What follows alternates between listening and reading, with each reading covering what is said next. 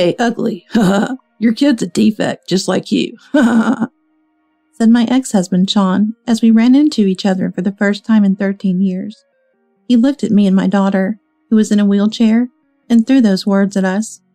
I was about to retort with some harsh words when from behind me, "What seems to be the problem with my daughter?"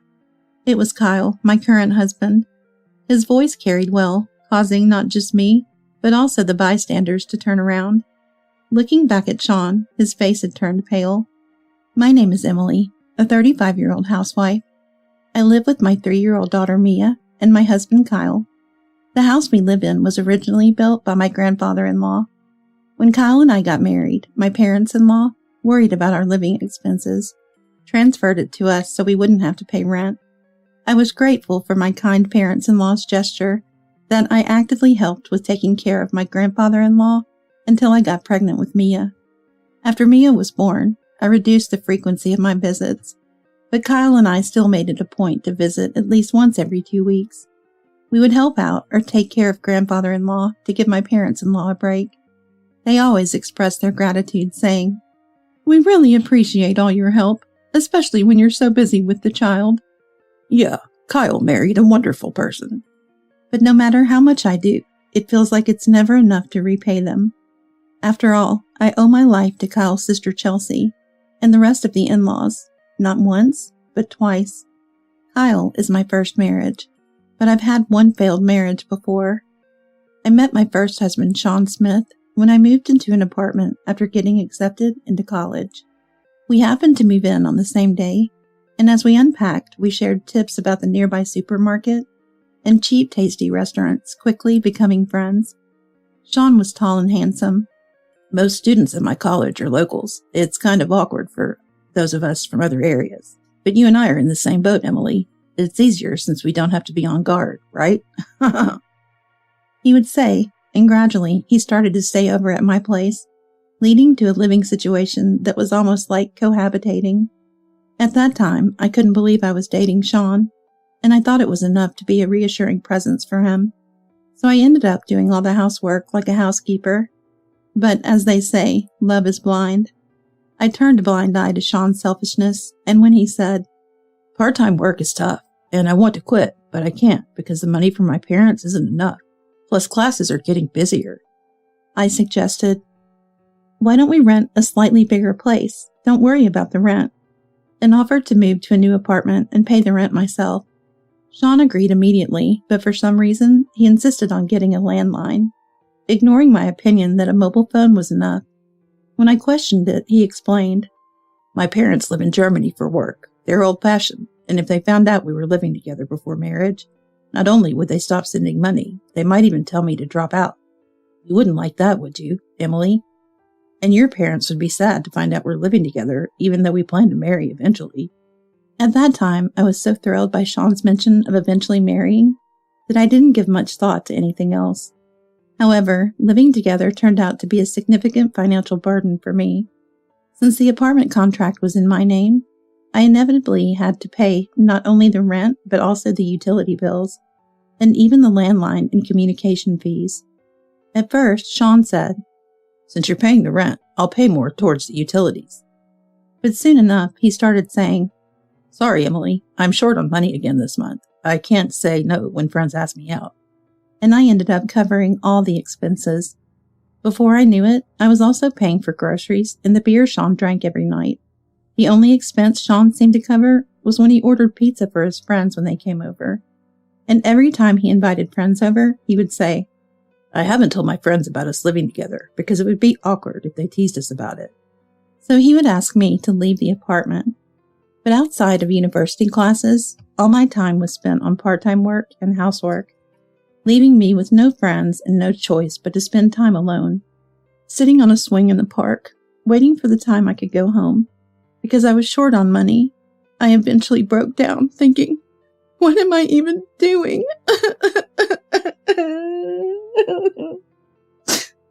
And I couldn't stop my tears. During this time, I began to seriously focus on job hunting. Eventually, I got fed up with Sean and told him, "You need to start contributing to the living expenses. You're relying on me too much." Suddenly, he responded in a sweet tone, Sorry, I just got too comfortable with you, Emily. Please don't be so mad. He was clearly trying to appease me. Sean suddenly presented me with a ring from a popular casual brand at the time, saying, I can't afford anything better right now, but someday I'll buy you a diamond ring. When he put that ring on my finger, "This is the happiest I've ever been." I remembered blurting out a phrase I must have heard somewhere, but that was the only happy memory I had. Soon after, Sean said, I'm torn between getting a job and studying abroad.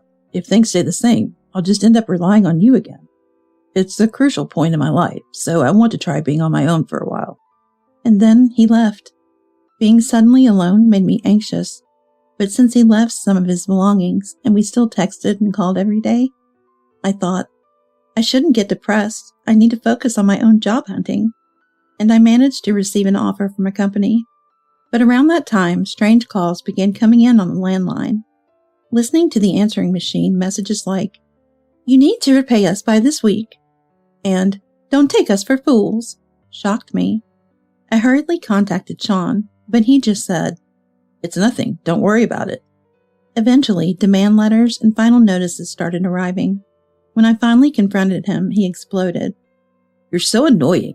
I've been putting up with an ugly defect like you for so long, so you can repay it as a thank you. Then, he stopped taking my calls. I was dumbfounded when I realized I didn't know Sean's new address. Even the university refused to disclose it to someone unrelated. Desperate for any clue, I opened the belongings Sean had left behind, only to find documents of debt from various consumer finance companies, old clothes, and a worn-out laptop.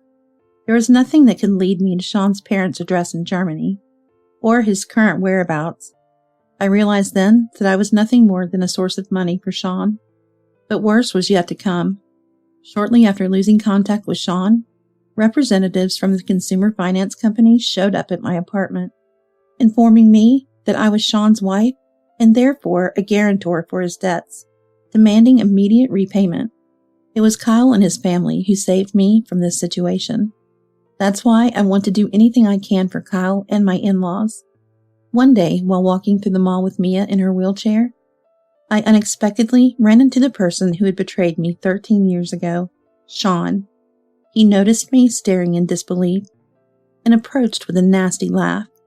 Hey, ugly. Your kid, just like you, a defect. He said. His insult towards both Mia and me was infuriating. But then Kyle stepped between Sean and me. What seems to be the problem with my daughter? Kyle's inquiry made passers-by stop and look our way. However, Sean, for some reason, was too flustered to retort. Unable to stand the stares. This is a private matter. It's none of your business, right? He barked at Kyle. But Kyle, without changing his expression, I'm involved because it concerns me. Otherwise, I wouldn't bother speaking to someone like you. Then turning to Mia, Mom and Dad have some business to attend to. Chelsea should be here to pick you up soon, so could you go to Chelsea's house first? Kyle said with a smile.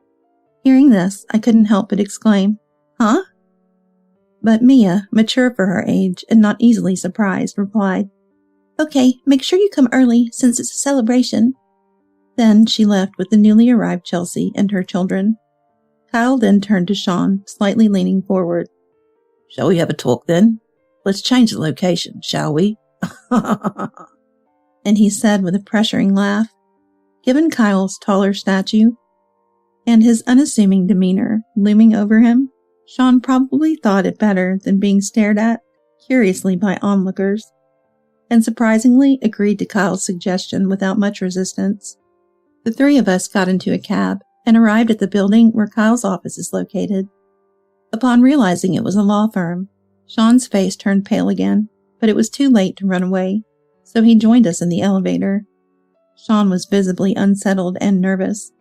Seeing Sean's discomfort, Kyle, with a mischievous smile, It's truly frightening how coincidental it is to meet in person before sending the investigation report to the client, he said.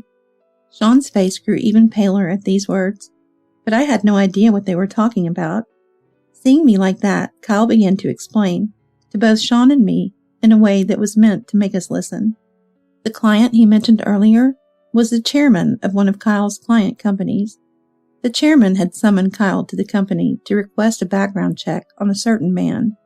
Facing Kyle's smug smile, Sean's complexion worsened further.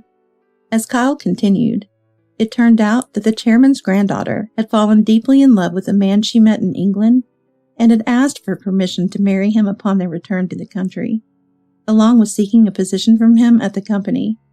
The chairman's daughter, too, thought it was too abrupt for a sudden return marriage and employment as an executive candidate. After discussing with his daughter, the chairman decided to have Kyle's law firm investigate Sean. Hearing this, I had a bad feeling. Please don't tell me that the man is Sean. I asked Kyle, looking directly at Sean, but before Kyle could answer. What, you're saying it's bad if it's me? We've been over for ages. Who I marry is none of your business. Sean snapped back angrily. Well, I had no interest or concern for Sean. I harbored plenty of resentment.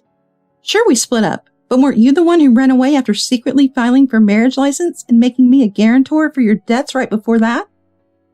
I shouted back, and for a moment, Sean looked surprised, but then quickly smiled. You say that, but you wanted to marry me too, didn't you? I just made your dream come true, and in return, you helped with the debt repayment, he said, then turned to look at Kyle. When I checked my passport for renewal, I was relieved to find out I was still single. I was worried you, an ugly defect, might have been waiting for my return, thinking no other man would marry you.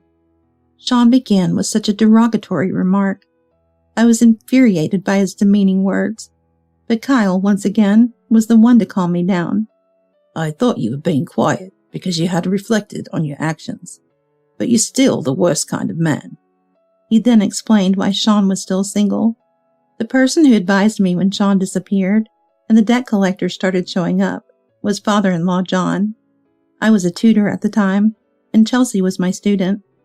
Chelsea was smart, but was often excluded by her classmates, leading to her frequently missed school. Hired by the concerned parents-in-law, I not only helped Chelsea academically, but also became someone she could confide in, eventually becoming liked by the in-laws as if I were family. When consumer finance companies came to my apartment, Chelsea and mother-in-law Mary happened to visit to celebrate Chelsea's university acceptance. Shocked by my haggard appearance and enraged upon hearing what Sean had done, they immediately contacted John and grandfather-in-law, who brought me to this law firm. From there, Dad and Grandpa pulled together to solve the issue. First, they filed a lawsuit to annul the marriage since Sean had taken out a marriage license without my consent. And at the same time, they negotiated with the consumer finance companies to invalidate me being made a guarantor for the debt. It was tough, but Dad and Grandpa are well known in the industry, so in the end, both cases were successfully resolved. Kyle explained, though. I imagined suing a missing Sean and dealing with the transactions was a massive effort. Meanwhile, I, distressed, had turned down the job offer I had and worried about how I would pay the attorney fees until John suggested, if you can't find a job, you can work here. That led me to join this law firm, working diligently as a form of repayment. I offered to pay the attorney fees in small installments from my salary, but they accepted only a small amount. Thanks to their effort, the marriage was annulled, and I was removed as guarantor for the debt. So strictly speaking, Sean was never your husband, just a blot on your life. Kyle remarked. Sean, still not fully grasping the severity, said, Good thing I have no marriage history with such a woman. And the debt is probably time-barred by now. At that moment, Kyle started to laugh. Stunned by this, there's no statute of limitations in effect. I think the debt collectors will be visiting you next week. Kyle told Sean. Sean might have thought the statute of limitations had passed after 13 years, but the consumer finance companies had transferred the debt to a debt collection agency, experts in collection. Although they don't use illegal means like in the past, they employ various methods to collect what's owed. Due to a court judgment against Sean by the debt collection company, the statute of limitations was extended by another 10 years from that point, making the debt fully valid now. With accrued late fees and court costs added, the total debt has multiplied significantly from the original amount. Upon hearing this, Sean's face momentarily darkened. Just a bit of debt like that, I can easily handle once I get a job at that company. But he defiantly responded. Such was Sean's shallow thinking, assuming that becoming an executive at the company would make repayment easy, despite his miscalculation. However, Kyle reminded him. Do you remember what I said earlier? Who had commissioned me to conduct your background investigation? This time, Sean's face truly turned pale. Actually, during my time as Chelsea's tutor, I hardly had any conversations with Kyle. But as Chelsea talked about me, Kyle became interested. After unexpectedly starting work at the office and becoming a lawyer, Kyle proposed dating me with a marriage in mind. I initially refused, feeling guilty towards John and my grandfather-in-law who had shown me kindness after explaining my past. However, Kyle revealed he had known everything about Sean all along and still wanted to marry me, assuring me that the in-laws, far from objecting, were supportive. Kyle and I married with blessings from my parents, a happiness contrasted by my desire to seal away past memories. Unlike me, Kyle had long harbored a desire to retaliate against Sean. The request from the chairman, initially thought to be a coincidence of names, turned out to be Sean, leading to a report based on the investigation, ready to be sent next week. You must have thought your name, Sean Smith, was common enough to avoid detection. Planning to claim any trouble was just a coincidence of names. Don't think such lies would work on a lawyer, Kyle admonished. He revealed that the report had already been sent to the client at the request of the office staff, adding to this, occasionally we've received inquiries from that consumer finance company about whether we had any news on Sean's whereabouts. I took the liberty of informing them. Kyle said with an evident amusement, Sean now desperate. Tell the chairman the report's contents were a mistake, he pleaded. But Kyle, with a cold smile, why should I? A lawyer lie to a client? Especially not for someone who insulted a child in a wheelchair, he responded. Mia's injury happened when she was knocked over by a passerby while I briefly looked away. Since then, Chelsea worried about Mia's withdrawn demeanor, proposed a celebration upon learning Mia had won an art competition. Today's outing was for that celebration, now marred by Sean's intrusion. Kyle, deeply loving his daughter, must have been enraged not only by Sean's past actions, but also his recent insults towards Mia. Despite Kyle's cold dismissal, Sean continued to cry and plead loudly. Please, my future is at stake here. Are you going to ruin it? Desperately clinging to any hope of salvaging his situation. However, Kyle retorted, Ruin your life? What you did to Emily was precisely that. You're just facing the consequences of your own terrible actions now, aren't you? It's time to accept them. With that, he brushed off Sean's pleading arm. The exit is that way. He called security to escort Sean out of the office. As Sean's cries faded, Kyle and I exchanged smiles. Afterward, Sean rushed to the chairman's granddaughter to make excuses. However, after learning the truth, her anger did not subside, leading to their breakup. But the chairman and his daughter were not satisfied with just that. They reported Sean to the police for fraud, suspecting him of attempting to marry and join the company under false pretenses. While it didn't lead to a criminal case, a warning for stalking was issued. Sean's repeated stalking eventually led to his arrest. Though he received a suspended sentence, he was convicted. After being released on bail, he appeared to return to his normal life, but couldn't find a new job due to his criminal record.